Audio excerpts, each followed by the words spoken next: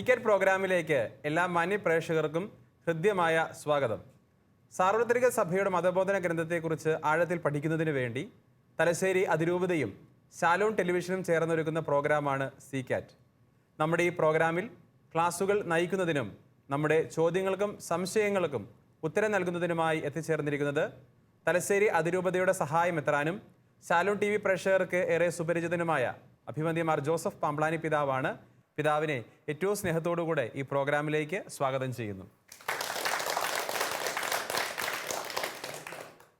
ഇന്ന് ക്ലാസ്സിൽ സംബന്ധിക്കുന്നതിനും തങ്ങളുടെ ചോദ്യങ്ങളും സംശയങ്ങളും ഉന്നയിക്കുന്നതിനുമായി ഇവിടെ എത്തിച്ചേർന്നിരിക്കുന്നത് തലശ്ശേരി അതിരൂപതയിലെ ചെമ്പേരി ഫൊറോനയിലെ ദീപഗിരി സെൻറ് തോമസ് ഇടവകയിലെ മതാധ്യാപകരാണ്.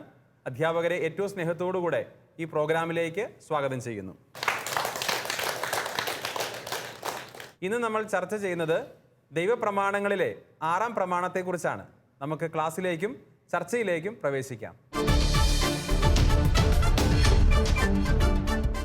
പിതാവേ, ക്രൈസ്തവർ ഉതപ്പ് നൽകുന്ന സിനിമകളിൽ അഭിനയിക്കുന്നത് തെറ്റാണോ?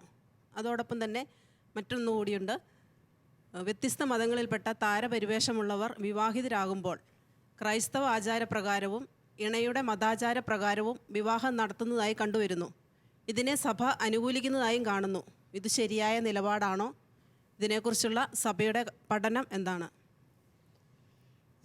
മിനി ടീച്ചർ നമ്മളെ കുഴിയിൽ ചാടിക്കുന്നതിന് വേണ്ടി തന്നെയാണ് ആ ചോദ്യം ചോദിച്ചത് എന്നുള്ളത് വസ്തുതയാണ്. എന്നാലും ഉത്തരം പറയാം. അതായത് ആദ്യം ടീച്ചർ ചോദിച്ച ചോദ്യം ഇതാണ്: ക്രൈസ്തവർ വിശ്വാസവിരുദ്ധവും സദാചാര വിരുദ്ധവുമായ സിനിമകളിൽ അഭിനയിക്കുന്നത് തെറ്റല്ലേ എന്ന് ചോദിച്ചാൽ തെറ്റാണ്. ഒരുവൻ തൻ്റെ വിശ്വാസ ബോധ്യങ്ങൾക്കനുസരിച്ച് ജീവിക്കാനും പ്രവർത്തിക്കാനും മറ്റുള്ളവരുടെ മുമ്പിൽ സുവിശേഷത്തിന് സാക്ഷ്യം വഹിക്കാനും വിളിക്കപ്പെട്ടതാണ് എന്നുള്ള വസ്തുത മറക്കാൻ പാടില്ല. ഒരു ക്രിസ്ത്യാനിക്ക് ദൈവം ഈ ഭൂമിയിൽ വലിയൊരു ഉത്തരവാദിത്വം കൊടുത്തിട്ടുണ്ട്. മിശിഹാ തമ്പുരാൻ ഈ ഭൂമിയെ അറിയിച്ച സുവിശേഷത്തിൻ്റെ സാക്ഷ്യം വഹിക്കുക. അതുകൊണ്ട് ഈ സുവിശേഷ മൂല്യങ്ങൾക്ക് ഘടകവിരുദ്ധമായ സിനിമകളിൽ നിന്ന് മാറി നിൽക്കാൻ ഒരു സത്യവിശ്വാസിക്ക് കടമയുണ്ട്, ഉത്തരവാദിത്വമുണ്ട്. തൻ്റെ വിശ്വാസത്തെ കാറ്റിൽ പറത്തിക്കൊണ്ട് ഒരു വിശ്വാസി മറ്റുള്ളവർക്ക് ഇടർച്ച നൽകുന്ന രീതിയിലുള്ള സിനിമ അഭിനയങ്ങൾ നടത്തുന്നത് തെറ്റാണ്. അതുകൊണ്ട് ആ ആദ്യത്തെ ചോദ്യത്തിന് ഉത്തരം പറയാൻ എളുപ്പമാണ്. അത് തെറ്റായ പ്രവൃത്തിയാണ്. എന്നാൽ സിനിമയുടെ കഥയും സാഹചര്യവും ആവശ്യപ്പെടുന്ന രീതിയിലുള്ള, എന്നാൽ സത്യവിശ്വാസത്തെ ആ കഥയുടെ പരിണിതിയിലെങ്കിലും ദോഷകരമായി ബാധിക്കാത്ത രീതിയിലാണ് എങ്കിൽ അതിൽ അഭിനയിക്കുന്നതിനെക്കുറിച്ച് അവർക്ക് ആത്മശോധന നടത്താവുന്നതാണ്. പക്ഷേ ഈ കഥയുടെ ആദ്യന്തം സത്യവിശ്വാസത്തെ അധിക്ഷേപിക്കുന്നതാണ് എങ്കിൽ അതിൽ നിന്ന് മാറി നിൽക്കാൻ ഓരോ വിശ്വാസിക്കും ഉത്തരവാദിത്വമുണ്ട്. എന്നാൽ ഇവിടെ രണ്ടാമത് ചോദിച്ച ചോദ്യം, അത് സഭ അതിനെ പ്രോത്സാഹിപ്പിക്കുന്നുണ്ട് എന്ന് പറയുന്നത് ശരിയായ രീതിയല്ല. ഇവിടെ പ്രണയത്തിലായിരിക്കുന്നവർ, അത് താരപരിവേഷം ഉള്ളവരായിക്കോട്ടെ ഇല്ലാത്തവരായിക്കോട്ടെ, സഭയെ സംബന്ധിച്ച നിയമം ഒന്ന് തന്നെയാണ്. അതായത് പ്രണയത്തിലായിരിക്കുന്ന ഇതര മതസ്ഥരായ വ്യക്തികളുമായി പ്രണയത്തിലായിരിക്കുന്ന വിശ്വാസിയെ സംബന്ധിക്കുന്നതാണ് ഈ വിഷയം. അപ്രകാരം പ്രണയത്തിലായിരിക്കുന്ന സഭയുടെ പൊതുനിലപാട് ഇതാണ്: സഭയുടെ മക്കൾ സത്യവിശ്വാസം പങ്കുവയ്ക്കുന്ന വ്യക്തികളെ ജീവിത പങ്കാളിയായി സ്വീകരിക്കണം. ഇതാണ് സഭയുടെ പ്രഖ്യാപിത നിലപാട് എന്ന് പറയും. ചില പ്രത്യേക സാഹചര്യങ്ങളിൽ മറ്റൊരു മതത്തിൽ അംഗമായിരിക്കുന്ന വ്യക്തിയെ വിശ്വാസിയായ ഒരു വ്യക്തി വിവാഹം കഴിക്കേണ്ട അവസ്ഥ ഉണ്ടായെന്നിരിക്കും. അത്തരം സന്ദർഭങ്ങളിൽ സഭ മുമ്പോട്ട് വയ്ക്കുന്ന പൊതുനിർദ്ദേശം, ആ വ്യക്തി ഏതെങ്കിലും കാരണവശാൽ ഈ ക്രിസ്തീയ വിശ്വാസത്തിലേക്ക് വരാൻ സാധ്യതയുണ്ട് എങ്കിൽ അതിനുള്ള വഴികൾ തേടണം എന്നതാണ്.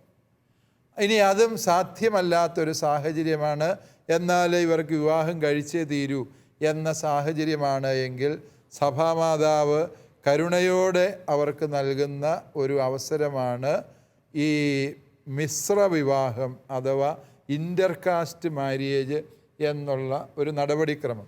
ഈ നടപടിക്രമം ഇതൊരു കൂദാശയല്ല എന്നുള്ളത് എല്ലാവരും മനസ്സിലാക്കണം. അതായത് ഒരു ക്രിസ്ത്യാനിയും ഒരു അക്രൈസ്തവനും തമ്മിൽ പള്ളിയിൽ വെച്ച് വിവാഹം കഴിച്ചു, അതുകൊണ്ട് മറ്റ് ക്രൈസ്തവർ തമ്മിലുള്ള വിവാഹം പോലെ ഒരു കൂദാശയാണ് അവിടെ സ്വീകരിച്ചത് എന്ന് ആരും തെറ്റിദ്ധരിക്കാൻ പാടില്ല. അത് കൂദാശയല്ല എന്ന് നമ്മൾ മനസ്സിലാക്കുക. കാരണം കൂദാശയാകണമെങ്കിൽ രണ്ടുപേരും മാമോദീസ സ്വീകരിച്ച വ്യക്തികളായിരിക്കണം.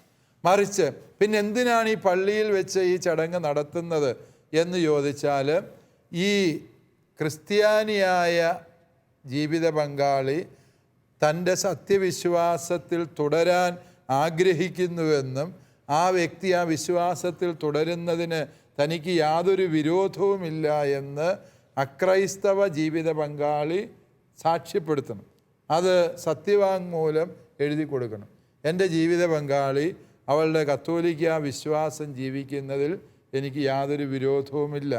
അതുപോലെ ഞങ്ങൾക്കുണ്ടാകുന്ന മക്കളെ സത്യവിശ്വാസത്തിൽ വളർത്തുന്നതിന് ഞാൻ തടസ്സം നിൽക്കില്ല എന്ന ഒരു മനോഭാവം അക്രൈസ്തവ പങ്കാളി പുലർത്തണം. എങ്കിൽ മാത്രമേ പള്ളിയിൽ വെച്ച് ഈ ചടങ്ങ് നടത്താൻ അനുവദിക്കാറുള്ളൂ. ഇപ്രകാരം അവർ സമ്മതമൊക്കെ പറഞ്ഞ് പള്ളിയിൽ വെച്ച് വിവാഹം നടത്തി അതിനുശേഷം അവർ പുറത്തുപോയി മറ്റേതെങ്കിലും തരത്തിലുള്ള ചടങ്ങുകളിലോ മറ്റ് അക്രൈസ്തവ വിവാഹ നടപടികളിലോ ഏർപ്പെടുന്നുവെങ്കിൽ അത് സഭയുടെ അധികാരത്തിന് വെളിയിലുള്ളൊരു വിഷയമാണ്. അത് ആ വ്യക്തികൾ സഭയോട് കാണിക്കുന്ന ഒരു അവിശ്വസ്തതയായിട്ട് അതിനെ സഭ പരിഗണിക്കുന്നുണ്ട്. അതുകൊണ്ട് ഇതിനെ സഭ പ്രോത്സാഹിപ്പിക്കുന്നുണ്ട് എന്ന് മിനി ടീച്ചറുടെ നിരീക്ഷണം ശരിയല്ല. സഭ ഇതിനെ പ്രോത്സാഹിപ്പിക്കുന്നില്ല എന്ന് മാത്രമല്ല, സഭ ഇതിനെ നിരുത്സാഹപ്പെടുത്തുന്നു. അത്രമേൽ അനിവാര്യമായ സന്ദർഭങ്ങളിൽ മാത്രമേ ഈ ഇൻ്റർകാസ്റ്റ് മാര്യേജ്, രണ്ട് മതത്തിൽപ്പെട്ടവർ തമ്മിലുള്ള വിവാഹം പള്ളിയിൽ വെച്ച് നടത്താൻ സഭ അനുവദിക്കാറുള്ളൂ. അതും മെത്രാണിച്ചൻ്റെ പ്രത്യേകമായ അനുവാദത്തോടുകൂടി മാത്രമേ ഇത് നടത്താൻ പാടുള്ളൂ എന്നാണ് സഭയുടെ കാനൻ നിയമം. പക്ഷേ അത് നടത്തുമ്പോൾ മനസ്സിലാക്കുക, ഒന്നാമതായി അതൊരു കൂദാശയല്ല.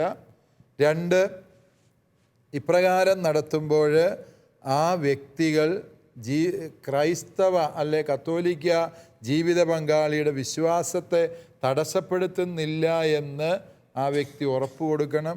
മക്കളെ സത്യവിശ്വാസത്തിൽ വളർത്തുന്നതിന് തടസ്സമില്ല എന്ന് ആ വ്യക്തി ഉറപ്പ് കൊടുക്കണം. ഇപ്രകാരം ചെയ്യുന്നതിലൂടെ കത്തോലിക്ക ജീവിത പങ്കാളിക്ക് തൻ്റെ കത്തോലിക്ക വിശ്വാസം തുടരുന്നതിനും കൂദാശ ജീവിതം തുടരുന്നതിനും തടസ്സമില്ല എന്നുകൂടി സഭ ഇതിലൂടെ പൊതുസമക്ഷം വ്യക്തമാക്കുന്ന ഒരു കർമ്മം കൂടിയാണ് ഈ ചടങ്ങ്. ഡെയ്സി ടീച്ചർക്ക് അതിനോടനുബന്ധിച്ച് എന്ത് ചോദ്യം ചോദിക്കാനുണ്ട്? ടീച്ചറുടെ ചോദ്യം എന്താണ്? ഈ വിവാഹം കൂദാശ അല്ല എന്ന് പറയുന്നുണ്ടല്ലോ, അങ്ങനെയെങ്കിൽ ഒരു പുരോഹിതൻ്റെ സാന്നിധ്യത്തിൽ വെച്ചാണല്ലോ അത് സ്വീകരിക്കുന്നവരാണല്ലോ അത് കൂദാശയാണെന്ന്. ഉദാഹരണമായി പറയുകയാണെങ്കിൽ കുമ്പസാരത്തിലൂടെ പാവമോചനം നൽകുന്നു. അപ്പോൾ കുമ്പസാരിക്കുന്ന വ്യക്തി എനിക്ക് പൂർണ്ണമായിട്ട് പുരോഹിതരെ കാണുന്നത് ക്രിസ്തുവിൻ്റെ പ്രതിനിധിയായിട്ടാണ്. അപ്പോൾ എനിക്ക് പാവമോചനം ലഭിച്ചു എന്നുള്ളൊരു വിശ്വാസത്തിലൂടെയാണ് ആ കൂദാശ സ്വീകരിക്കുന്നത്. അതുപോലെ തന്നെയല്ലേ ഇങ്ങനെയുള്ളവർ സ്വീകരിക്കുന്നത്? ഇതുപോലെ വിവാഹം നടത്തി കൊടുക്കുമ്പോൾ അതൊരു കൂദാശയായിട്ട് തന്നെയല്ല അത് സ്വീകരിക്കുന്നവർ ഉൾക്കൊള്ളുന്നതെന്നാണ് എൻ്റെ ചോദ്യം. ടീച്ചർ ചോദിച്ചത് ഇതൊരു കൂദാശ അല്ല എന്ന് പറയാൻ പറ്റുമോ എന്നുള്ളതാണ്. ഒന്ന്, നമ്മൾ വിവാഹം എന്ന കൂദാശയ്ക്ക് ഉപയോഗിക്കുന്ന ആ കർമ്മക്രമമല്ല ഇതിന് ഉപയോഗിക്കുന്നത്. വൈദികൻ്റെ നേതൃത്വത്തിൽ നടത്തുന്ന എല്ലാ തിരുക്കർമ്മങ്ങളും കൂദാശകളല്ല, ഇല്ലേ? അച്ഛനിപ്പോൾ വെഞ്ചരിക്കാറുണ്ട്, വെഞ്ചരിപ്പ് നടത്തുന്നു. വെഞ്ചരിപ്പ് ഒരു കൂദാശയാണ്? അല്ല. ഒരു നൊവേന നടത്തുന്നു, അത് കൂദാശയാണോ? അല്ല. വൈദികൻ്റെ സാന്നിധ്യത്തിൽ നടത്തി എന്നുള്ളത് കൊണ്ട് അത് കൂദാശയാകണമെന്നില്ല. കൂദാശയാകുന്നത് എപ്പോഴാണ്? ആ കൂദാശ മറ്റേതൊരു കൂദാശയും യോഗ്യതയോടെ സ്വീകരിക്കാൻ വേണ്ട അടിസ്ഥാന പ്രമാണം ആ കൂദാശ സ്വീകരിക്കുന്ന വ്യക്തികൾ മാമോദീസ സ്വീകരിച്ച ആളായിരിക്കണം. ഇവിടെ ഈ ഒരു വ്യക്തിക്ക് തന്നെ അത് കൂദാശയാകുമോ എന്നൊരു ചോദ്യം ഉണ്ടാകും. അത് ആകില്ല. കാരണം എന്താ, വിവാഹം ആകണമെങ്കിൽ അത് സ്ത്രീയും പുരുഷനും ഒരുമിച്ച് സ്വീകരിക്കുമ്പോഴേ അതെന്താവുള്ളൂ, അതൊരു വിവാഹമെന്ന കൂദാശയാവുള്ളൂ. അതേസമയം ഈ കത്തോലിക്ക ജീവിത പങ്കാളി പിന്നീട് വിശുദ്ധ കുർബാന സ്വീകരിക്കുമ്പോൾ അത് കൂദാശ സ്വീകരണം തന്നെയാണ്, അതിനകത്ത് മാറ്റമില്ല. ആ വ്യക്തി കുമ്പസാരിക്കുമ്പോൾ, രോഗീലേപനം സ്വീകരിക്കുമ്പോൾ ഒക്കെയും അതെല്ലാം കൂദാശകളുടെ സ്വീകരണമാണ്. വിവാഹമെന്ന കൂദാശ സ്ത്രീയും പുരുഷനും ഒരുമിച്ച് സ്വീകരിക്കേണ്ട ഒരു യാഥാർത്ഥ്യമാണ്. ഇവിടെ ആ വ്യക്തി, ഈ ജീവിത പങ്കാളി മാമോദീസ സ്വീകരിച്ചിട്ടില്ല എന്നുള്ളതിനാൽ ഇത് കൗദാശിക വരപ്രസാദമായിട്ടതിനെ മനസ്സിലാക്കാൻ പറ്റില്ല. പകരം ഇത് ഈ കത്തോലിക്ക ജീവിത പങ്കാളിക്ക് തൻ്റെ കത്തോലിക്ക വിശ്വാസം തുടർന്നും ജീവിക്കാം എന്നുള്ള സഭയുടെ ഒരു ഔദ്യോഗിക അംഗീകാരം എന്ന രീതിയിൽ ഈ ഒരു കർമ്മത്തെ മനസ്സിലാക്കാം. അവർ തമ്മിലുള്ള വിവാഹ ഉടമ്പടിയെ സഭ മാനിക്കുന്നു എന്നും ആ ഒരു കർമ്മത്തിലൂടെ സഭ അർത്ഥമാക്കുന്നു. അടുത്ത ചോദ്യം ആരാണ്? ഓക്കെ, എബിനാണ് അല്ലേ? എബിൻ്റെ ചോദ്യം എന്താണ്? പിതാവേ, എൻ്റെ ചോദ്യം ഇതാണ്. രക്തബന്ധം മുതലുള്ളവർ പരസ്പരം വിവാഹിതരാകുന്നത് തെറ്റാണ് തിരുസഭ പഠിപ്പിക്കുന്നു. ഇത് 6-ാം പ്രമാണത്തിന് എതിരായതുകൊണ്ടാണോ? യെസ്, രക്തബന്ധമുള്ളവർ തമ്മിലുള്ള വിവാഹത്തെ സഭ എതിർക്കുന്നു. അതായത് രക്തബന്ധം എന്ന് പറയുമ്പോൾ 4-ാം കരിന്തല വരെയുള്ള ബന്ധങ്ങൾ, 4 ജനറേഷൻ വരെയുള്ള, തലമുറ വരെയുള്ള ബന്ധങ്ങളെ സഭ എതിർക്കുന്നു എന്ന് പറഞ്ഞാൽ, കൃത്യമായി പറഞ്ഞാൽ ഫസ്റ്റ് കസിൻസ് വരെയുള്ള വിവാഹങ്ങൾ പാടില്ല. അതിനപ്പുറത്ത് ഇപ്പോൾ ഒരേ വീട്ടുപേരായിരിക്കും, ഒരു 5 തലമുറകൾക്ക് 6 തലമുറകൾക്കൊക്കെ അപ്പുറത്ത് വല്യപ്പന്മാർ ചേട്ടാനിയൻ മക്കളായിരുന്നു എന്നൊക്കെ പറയുമ്പോൾ അവർ തമ്മിലുള്ള ബന്ധങ്ങളെ അത് അനുവദനീയമാണ്. പക്ഷേ സഭയുടെ നിയമത്തിൽ ഈ ഒരു 4-ാം കരിന്തല വരെയുള്ളത് എന്നുള്ളത് കൃത്യമായി നിർവചിച്ചിട്ടുണ്ട്. അതെന്തുകൊണ്ട് എന്ന് ചോദിച്ചാൽ, രക്തബന്ധത്തിലുള്ളവർ തമ്മിൽ ഉള്ളത് സാഹോദര്യമാണ്. അതിനെ ലൈംഗികതയിലേക്ക് സാഹോദര്യം വഴിമാറരുത്. സാഹോദര്യത്തിൻ്റെ ബന്ധവും ലൈംഗികതയുടെ ബന്ധവും ഒന്നിച്ചു പോകാത്ത യാഥാർത്ഥ്യങ്ങളാണ്. സഹോദരൻ സഹോദരിയെ ലൈംഗികമായ കണ്ണുകളോടെ നോക്കുക എന്ന് പറഞ്ഞാൽ കുടുംബം എന്ന പരിപാവനമായ സ്ഥാപനം അപകടത്തിലാകും, ഇല്ലേ?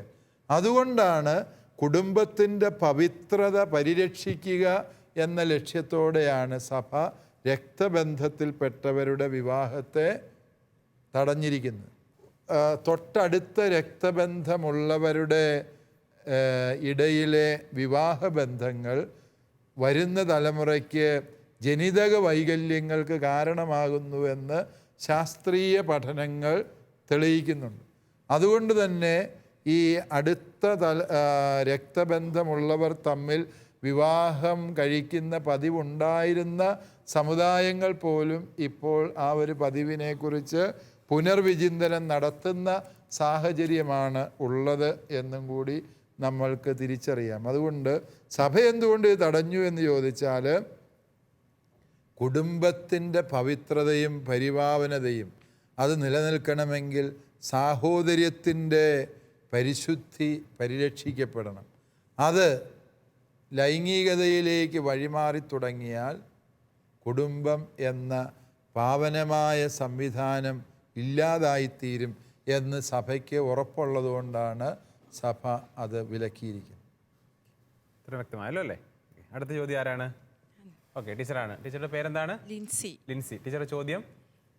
പിതാവേ, എൻ്റെ ചോദ്യം ഇതാണ്. വിവാഹം നിലനിൽക്കെ കാനോൻ നിയമം അനുവദിക്കുന്ന ചില സാഹചര്യങ്ങളിൽ ദമ്പതികൾ വേർപിരിഞ്ഞ് താമസിക്കുന്നത് നിയമാനുസൃതമാണെന്ന് മതബോധന ഗ്രന്ഥം 2383 ഖണ്ഡികയിൽ പരാമർശിക്കുന്നുണ്ട്.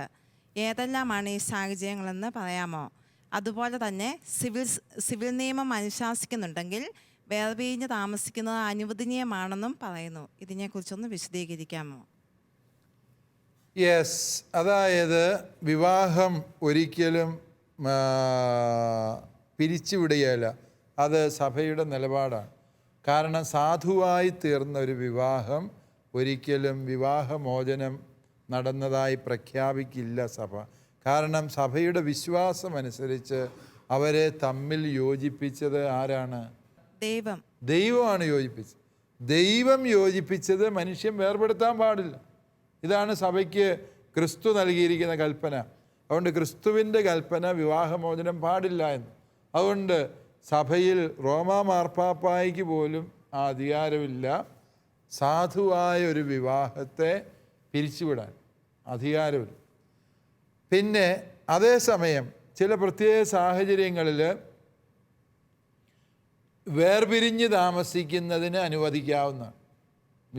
വിവാഹം ആയി തന്നെ നിലനിൽക്കുമ്പോൾ വേർപിരിഞ്ഞ് താമസിക്കാൻ, ഇപ്പോൾ ഒരു മനുഷ്യൻ, മദ്യപാനിയായ ഒരാൾ ഭാര്യയെ എന്നും ഉപദ്രവിക്കുകയാണ്, തല്ലുക, ഉപദ്രവിക്കുക, കൈ തല്ലി ഒടിക്കുക, ഇങ്ങനെ വളരെ വന്യമായ രീതിയിൽ പ്രതികരിക്കുന്ന വെറും കിരാത സ്വഭാവമുള്ള ഒരു ഭർത്താവാണെന്ന് വിചാരിക്കും. സഭാമാതാവ് ആ ഭാര്യയോട് പറയുന്ന, നീ എന്നും തല്ലുകൊണ്ടുകൊണ്ട് അവിടെ കഴിയണമെന്നല്ല, നീ അവനിൽ നിന്ന് പിരിഞ്ഞു താമസിച്ചോളൂ. പക്ഷേ അതിൻ്റെ അർത്ഥം വിവാഹം എന്ന കൂദാശ ഇല്ലാണ്ടായി എന്നല്ല. അവനിൽ നിന്ന് പിരിഞ്ഞു താമസിക്കാൻ നിനക്ക് ഉള്ള അവകാശത്തെ സഭ ആദരിക്കുന്നു. കാരണം നിൻ്റെ ജീവനും നിൻ്റെ ആരോഗ്യത്തിനും ഭീഷണി വരുത്തുന്ന രീതിയിൽ ജീവിത പങ്കാളി പെരുമാറുന്ന സാഹചര്യമുണ്ട് എങ്കിൽ ഈ ഒരു ഒരുമിച്ചുള്ള താമസത്തിൽ നിന്ന് പിരിഞ്ഞ് താമസിക്കും. വിവാഹം പിരിയുക എന്നുള്ളതിനല്ല, ഈ ഒന്നിച്ചുള്ള താമസത്തിൽ നിന്ന് പിരിയുക എന്നുള്ളത് സഭ അനുവദിക്കുന്നതാണ് എന്നാണ് കാനൂൻ നിയമത്തിൻ്റെ വെളിച്ചത്തിൽ അവിടെ മതബോധന ഗ്രന്ഥം പറയുക. നമുക്കറിയാം, ജീവിത പങ്കാളികൾ തമ്മിൽ പിരിഞ്ഞ് താമസിക്കേണ്ടി വരുന്നതിന് ഒരുപാട് സാഹചര്യങ്ങളുണ്ട്. ഇപ്പോൾ ഭർത്താവ് ഗൾഫിലാണ്, ഭാര്യ നാട്ടിലാണ്, അപ്പോൾ പിരിഞ്ഞാണ് താമസിക്കുന്നതെന്ന് വേണേൽ പറയാം, അല്ലേ? അപ്പോൾ അവരൊന്നിച്ചല്ല എന്നുള്ളത് കൊണ്ട് വിവാഹബന്ധം പിരിയുന്നില്ല. വിവാഹബന്ധം ബന്ധമായിട്ടും ദൃഢമായിട്ടും നിലനിൽക്കുമ്പോൾ തന്നെ ദമ്പതികൾ തമ്മിൽ പിരിഞ്ഞ് താമസിക്കുന്നു എന്നുള്ളത് അത് ചില സാമൂഹിക കാരണങ്ങളാലാകാം, ജോലിപരമായ കാരണങ്ങളാലാകാം. അപ്രകാരമുള്ള ഈ വേർപിരിയലുകൾ ദാമ്പത്യ ജീവിതത്തിൽ സ്വാഭാവികമാണ്. ഭാര്യയും ഭർത്താവ് എന്നും ഒന്നിച്ച് താമസിക്കണം എന്ന് സഭ നിയമം ഉണ്ടാക്കി വെച്ചിട്ടുണ്ട് എങ്കിൽ ജീവിതം ദുസ്സഹമായിത്തീരും, അല്ലേ? ഒരു ജോലിക്ക് വേണ്ടി ഭർത്താവിന് അകലോട്ട് പോകത്തില്ല, ഭാര്യയ്ക്ക് ഒരു ജോലി കിട്ടിയാൽ അവൾക്ക് പോകാൻ മേല, ഒന്നിച്ച് താമസിക്കണമെന്ന് സഭ പറഞ്ഞിട്ടുണ്ടല്ലോ എന്ന് പറഞ്ഞിരിക്കണം എന്നല്ല സഭ ഉദ്ദേശിക്കുന്നത്. അതുപോലെ തന്നെ വളരെ ഗുരുതരമായ സാഹചര്യങ്ങളിൽ ഈ ജീവിത പങ്കാളിയോടുള്ള ഭാര്യാഭർത്തൃബന്ധം, അത് ദാമ്പത്യ ബന്ധം മാത്രമല്ല, ഒരുമിച്ചുള്ള താമസം പോലും വേണ്ട എന്ന് വെച്ച് മാറി നിൽക്കാനുള്ള അവകാശം ദമ്പതികൾക്കുണ്ട് എന്നുകൂടി സഭ അനുവദിക്കുന്നു. അടുത്ത ചോദ്യം ആരാണ്? ഓക്കെ, ഡെയ്സി ടീച്ചറാണ്. ടീച്ചറുടെ ചോദ്യം എന്താണ്? പിതാവേ, എൻ്റെ ചോദ്യം ഇതാണ്. ഭർത്താവിനാൽ ഉപേക്ഷിക്കപ്പെട്ടവളെ വേറൊരുത്തൻ ഭാര്യയാക്കാൻ പാടില്ല എന്ന് ബൈബിൾ പറയുന്നു.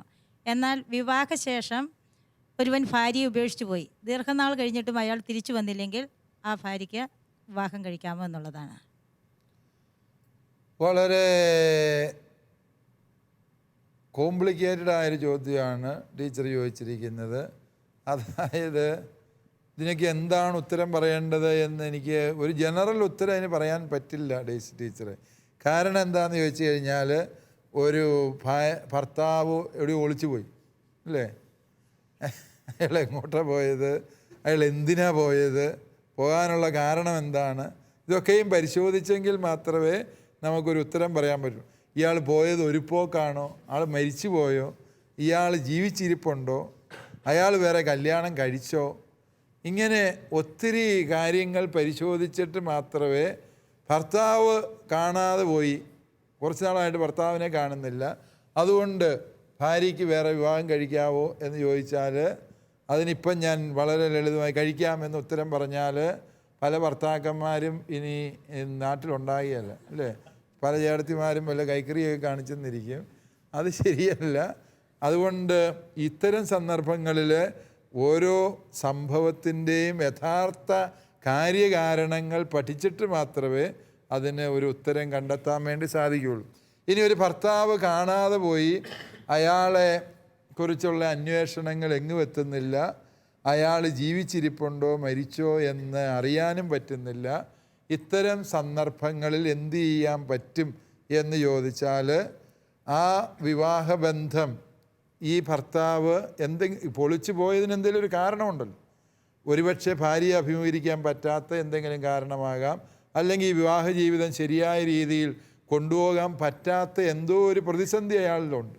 അങ്ങനെയുള്ള അതേസമയം ഭാര്യയും ഭർത്താവും കൂടി അറിഞ്ഞുകൊണ്ടാണ് അയാൾക്ക് കടബാധ്യത കൊണ്ട് ഒളിച്ചു പോയതാണെങ്കിൽ ഭാര്യ ഉടനെ വിവാഹമോചനത്തിന് പോകരുത്, അത് ശരിയായ രീതിയല്ല. അതേസമയം അവരുടെ വിവാഹം സാധുവായിരുന്നില്ല എന്ന് തെളിയിക്കാൻ തക്ക കാരണങ്ങളും നിയമപരമായ പഴുതുകളും ഉണ്ട് എങ്കിൽ ആ വിവാഹം അസാധുവായി പ്രഖ്യാപിക്കാൻ ആ സ്ത്രീക്ക് അരമന കോടതിയെ സമീപിക്കാവുന്നതും, ആ രീതിയിൽ വിവാഹമോചനം, ആ രീതിയിൽ വിവാഹം അസാധുവായി പ്രഖ്യാപിച്ച ശേഷം മറ്റ് വിവാഹത്തെക്കുറിച്ച് ചിന്തിക്കാവുന്നതുമാണ്. അടുത്ത ചോദ്യം ആരാണ്? പിതാവേ, എൻ്റെ ചോദ്യം ഇതാണ്. ശരീരത്തിൻ്റെയും ആത്മാവിൻ്റെയും ഐക്യത്തിലുള്ള മനുഷ്യവ്യക്തിയുടെ എല്ലാ തലങ്ങളെയും ലൈംഗികത സ്വാധീനിക്കുന്നുവെന്ന് മതബോധന ഗ്രന്ഥം 2332 ഖണ്ഡികയിൽ പറയുന്നുണ്ട്. ഈ ലൈംഗികത ആത്മീയതയെ എങ്ങനെ സ്വാധീനിക്കുന്നുവെന്ന് പറയാമോ? യെസ്, ലൈംഗികത മനുഷ്യ ജീവിതത്തിൻ്റെ അല്ലെ മനുഷ്യാസ്തിത്വത്തിൻ്റെ എല്ലാ മേഖലകളെയും സ്വാധീനിക്കുന്നുവെന്നാണ് മതബോധന ഗ്രന്ഥം പറയുന്നത്. അത് ആത്മീയതയെ എങ്ങനെ സ്വാധീനിക്കുന്നു എന്നാണ് സാറിന് സംശയം, ഇല്ലേ? ലൈംഗികതയ്ക്ക് ആത്മീയതയൊന്നുമില്ല.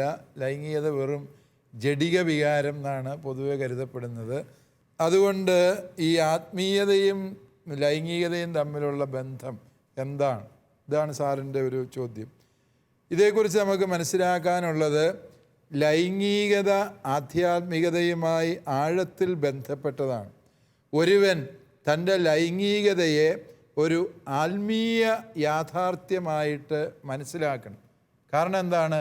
അത് ദൈവം തന്ന ദാനമായിട്ട് ലൈംഗികതയെ തിരിച്ചറിയണം. ആത്മീയത എന്ന് പറയുമ്പോൾ ഉദ്ദേശിക്കുന്നത് എന്താ?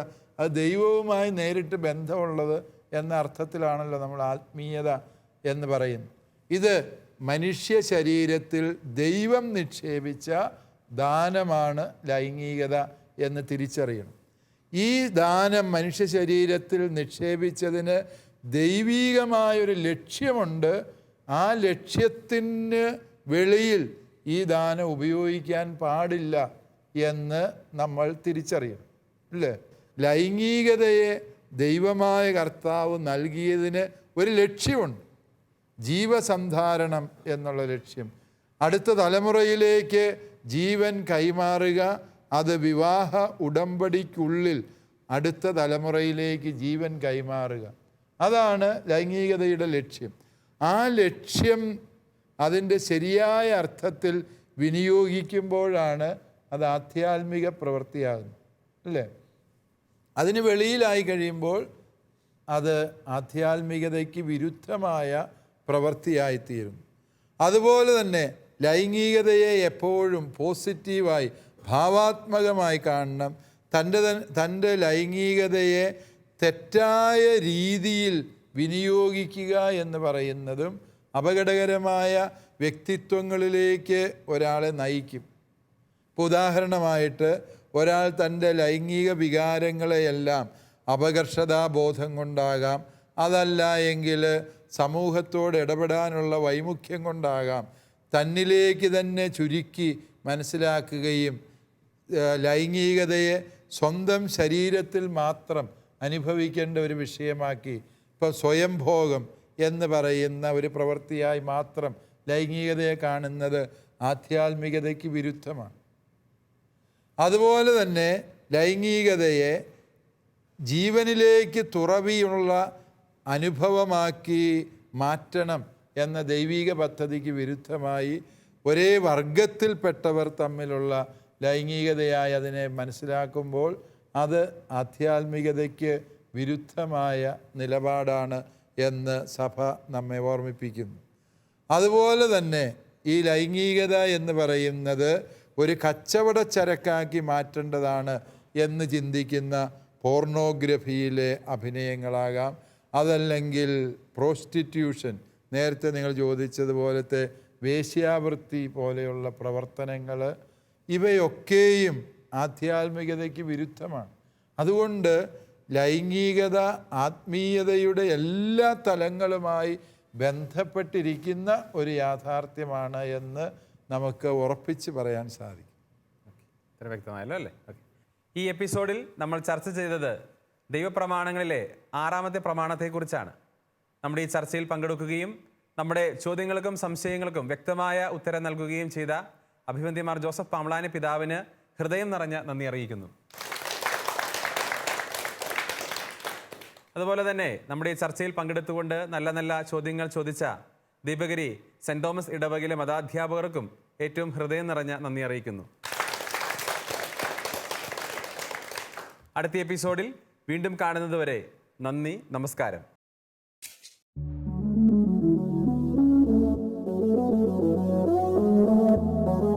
CCAT പ്രോഗ്രാമിന്റെ മുൻ എപ്പിസോഡുകൾ കാണുവാൻ ലോഗോൺ ചെയ്യൂ www.shalomtv.tv/ccat.